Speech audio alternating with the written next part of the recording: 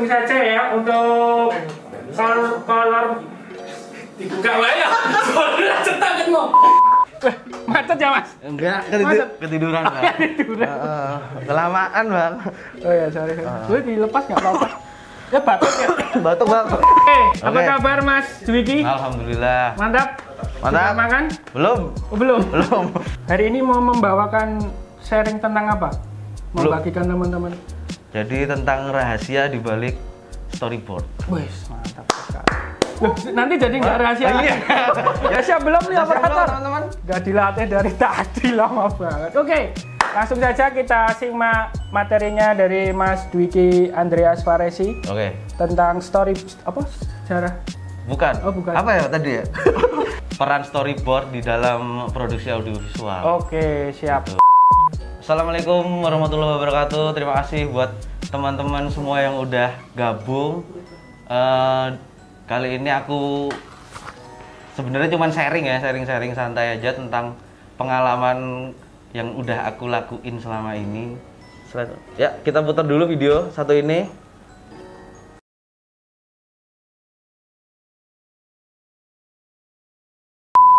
Kalau saya puterin video yang tadi itu, kira-kira teman-teman tahu nggak project tadi itu saya sebagai apa di situ? Dekorasi. Oh, benar. salah. Jadi di situ saya sebagai tim pre-production. Di situ production house-nya adalah Xcode Jogja yang memproduksi video klip Lapang Dada ini. Terus direkturnya almarhum Harwan Acong Panuju. Semoga beliau sudah tenang di sana. Amin. Nah, di situ saya dipercaya sebagai storyboard artis yang memvisualkan ide-idenya dia sehingga gampang dipahami oleh kru-kru yang lain gitu sih. Teman-teman ada yang tahu nggak apa itu storyboard? Nggak tahu. Nah, ada nggak tahu ya? Nih, jadi saya akan jelasin. Kalau ini gambarnya apa kira-kira ada yang tahu? Ini orang-orang yang lagi bercerita tentang sebuah papan. Saya kira sulap itu, bukan. Tapi ini juga belum jawaban yang tepat. Oh iya, siap. Next lagi. Nah, storyboard itu apa? Insta story itu. Bukan. Nah? Itu board yang di storyin. Oh iya. Salah juga semuanya. Oh, salah. Salah. Ini masnya kayak tukang tipu. Enggak. Nah, ini adalah storyboard yang saya bikin buat video klip Lapang Dada Silon Seven tadi. Ini salah satu sneak peek-nya lah. Beberapa keyframe yang saya bikin. Storyboard itu sendiri adalah sebuah papan yang bercerita. Biasanya lumrahnya gambarnya seperti komik ya. Di situ dia fungsinya adalah memvisualisasikan naskah yang biasanya dibikin sama sutradara atau penulis naskah.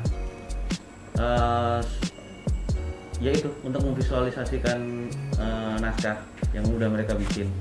Biasanya bisa dari sutradara langsung atau dari director of fotografinya. Mereka udah bikin shortlist gitu, tinggal divisualkan. Biasanya ini mempermudah untuk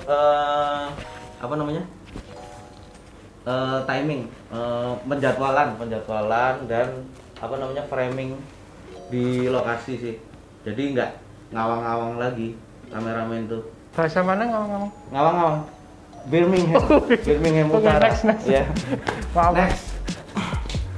Ya ini versi lengkapnya storyboard yang udah saya bikin tadi. Oke, next. Nah, ini dia. Pencipta storyboard pertama itu adalah Webb Smith namanya. Saya biasa manggil dia Om Webb Smith. Itu salah satu penggagas storyboard ya. Dulu pertama dia bikin di Walt Disney. Jadi dulu tuh untuk menjelaskan kepada produser dan banyak pihak yang terlibat, dia menggunakan papan cerita itu. Jadi tiap scene tuh ada keyframe-nya, dia jelaskan. Jadi jelas apa yang mau dia sampaikan tuh. Terlihat kan di situ dia sedang menjelaskan sebuah galon ya. Oh iya, itu galon ya? Enggak. Oh. Yang dijelaskan yang papannya dong. Galon. Ya. Masa suka nipu aja dari tadi. Next. Dia udah serius loh. Nah, storyboard tuh penting nggak sih? Ya kalau gitu sih saya bisa jawab penting nggak penting sih. Kenapa penting nggak penting? Karena ada beberapa sutradara yang biasa menggunakan storyboard atau tidak menggunakan sama sekali. Dia bergantung pada shortlist aja. Kekurangan dari storyboard sendiri adalah kadang-kadang kalau udah ada storyboardnya tuh director itu kadang-kadang apa namanya ya, imajinasinya jadi lebih kurang bisa explore gitu sih. Kalau nggak ada storyboard dia berdasarkan shortlist saja dia bisa explore lagi shot-shotnya dan sebagainya gitu. Next. Nah kalau storyboard dalam film sendiri ini saya ambil contoh director namanya Christopher Nolan. Teman-teman pada tahu? Belum. Tahu ya. Sama Coen Brothers. Nah ini dua directors yang mempunyai metode yang berbeda ya. Nah, jadi nih Christopher Nolan nih yang bikin The Dark Knight. Jadi trilogi The Dark Knight tuh dia yang bikin. Itu tadi udah saya jelaskan. Dia memakai storyboard dengan untuk adegan-adegan penting doang dan kolosal yang melibatkan banyak orang. Next. Ini contoh-contoh dari storyboard yang dibikin Christopher Nolan di filmnya The Dark Knight. Itu ada scene si Batman naik motor itu lumayan scene yang penting karena di situ action ya, jadi pergerakan kamera itu dibutuhkan ekstra sih sama Joker yang di dalam bis truk ya. Next, ini storyboard lengkapnya. Kamu dapat dari mana ini, Mas? Langsung dari Pak Kris. Oh, Pak. Kris tadi. Namanya Muslim ya. Ini Coen Brothers. Kalau ada yang tahu film No Country for Old Men, ada yang tahu? Tahu. Oh, mantap. Nah, ini hampir semua scene-nya dia memakai storyboard. Oke. Ini contoh-contohnya. Ya. Biasanya emang dipakainya untuk patokan director of fotografinya buat framing dan pengadeganan di si sang sutradara sendiri. Next. Nah, kalau ini storyboard dalam industri iklan atau digital nih yang banyak kita kerjakan sekarang ini sih insya Allah wajib ain. Insya Allah ya. Fardu Kifayah. Artinya apa? Gak tahu. Nah, next. Kenapa saya bilang next? Kenapa saya bilang wajib tadi? Karena di situ melibatkan banyak pihak dalam industri periklanan ini ya, termasuk kita juga digital agency ini yang sekaligus PH juga. Karena di situ nanti melibatkan dari general manager si produknya, ada agensi iklannya, ada sutradaranya, ada manajer brandnya. Nah, itu ada Anda itu. Nyatet doang. Ini maka saya bawa buku. Ya, bawa buku Anda kan? Iya. Ya. Saya tadi. Jadi di situ untuk mensepakati adegan dan naskah itu biasanya di storyboard itu penting ya. Karena kalau cuman berdasarkan teks aja itu kadang-kadang persepsi orang karena imajinasi dan pengalaman visual orang kan berbeda ya. Jadi nanti pun persepsinya akan nggak jadi satu, jadi mencar kemana-mana. Dengan adanya storyboard, insya Allah bisa menyatukan banyak persepsi sih, gitu.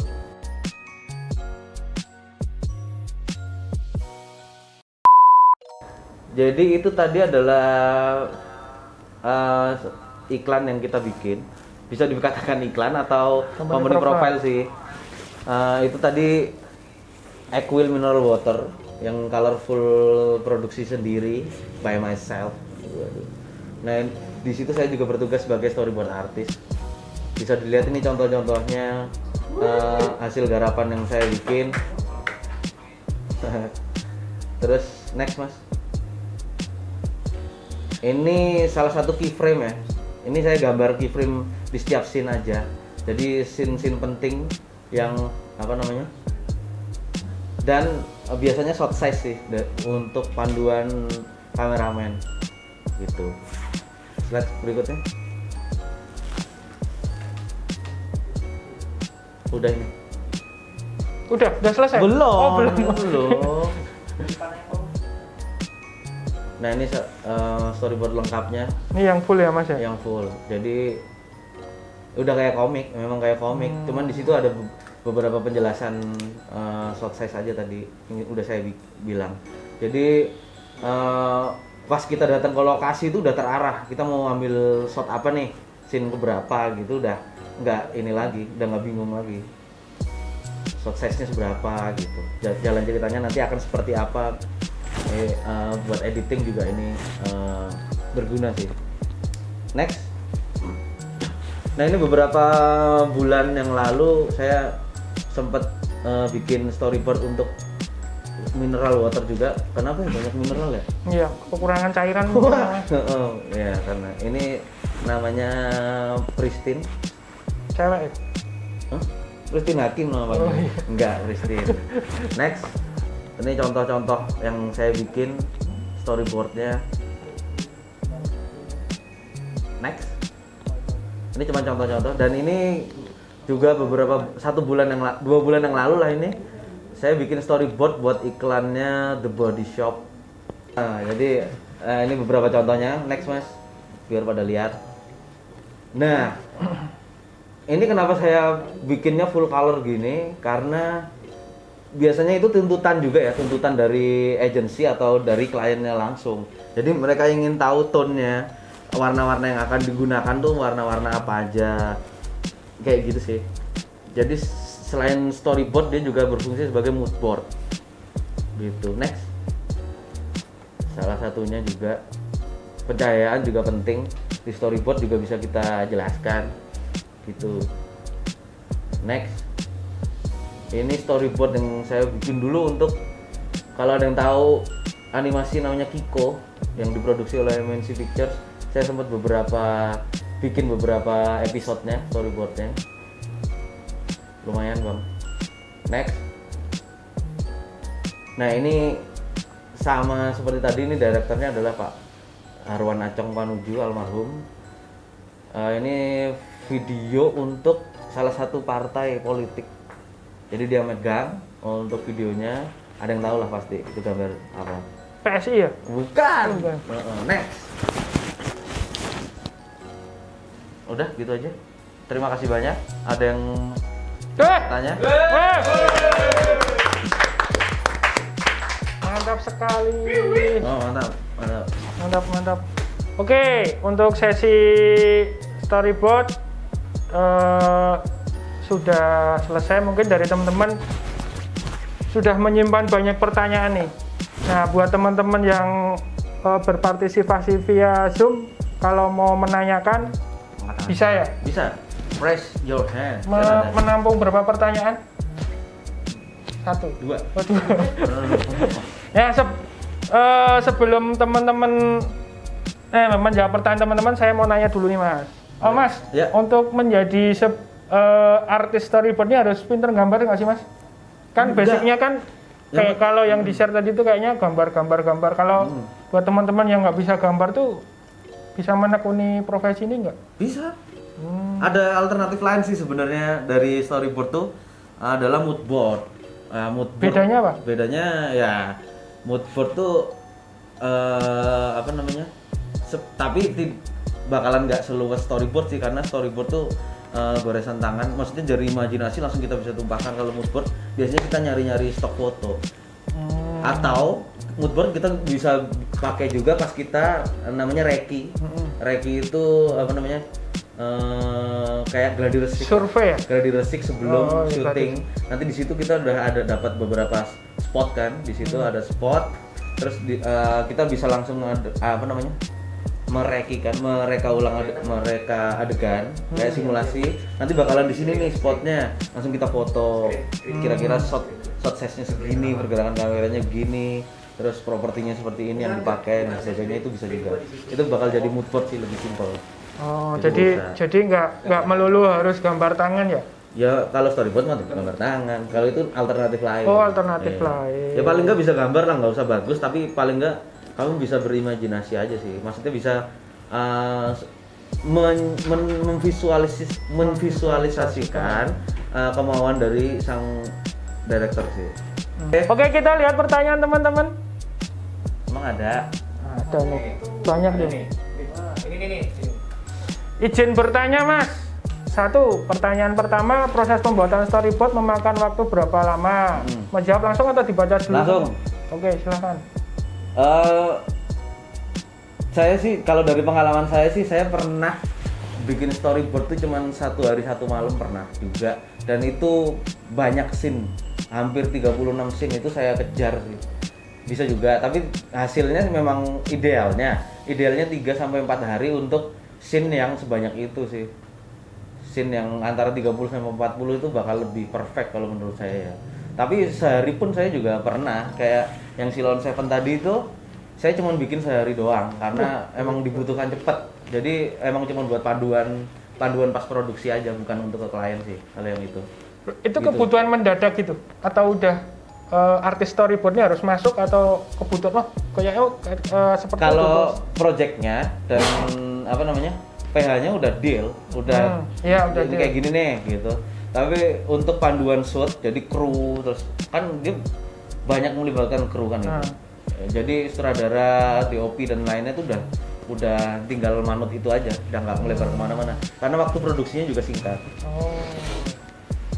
Oke. Gitu. Mas Fadil, Mas.